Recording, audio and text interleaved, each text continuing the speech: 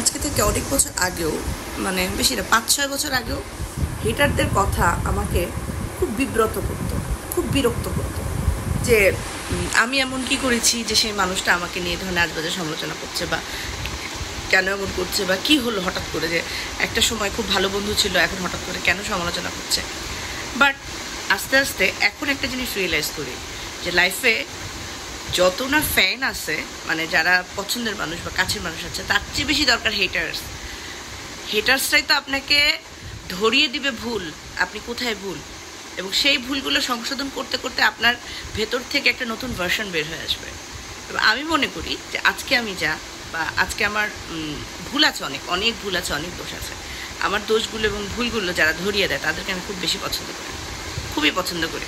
হয়তো সামান্য কিছু সময়ের জন্য হয়তো মন খারাপ হয় যে আল্লাহ মানুষটা আমাকে এভাবে নিয়ে সমালোচনা করতেছে, যেটা আমি করি নাই, বা যেই জিনিসগুলো আমি কখনো আসলে করবো না।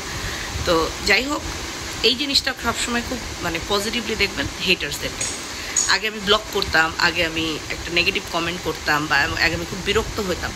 টক্সিক সিটি থেকে যেমন তাদের থেকে নিজেকে দূরে রাখবেন, কিন্তু টক্সিক মানুষদের হেট যেটা আছে, তাদের ঘৃণা এবং কেন তারা ঘৃণা করতেছে, বা তাদের মেইন মোটিভ এবং মোটাটা যদি বুঝতে পারেন, তাহলে দেখবেন হেটটাকেও আপনি পজিটিভলি কাজে লাগিয়ে নিজের লাইফটাকে অন্য গোলের দিকে সেট করে নিয়ে যেতে পারবেন।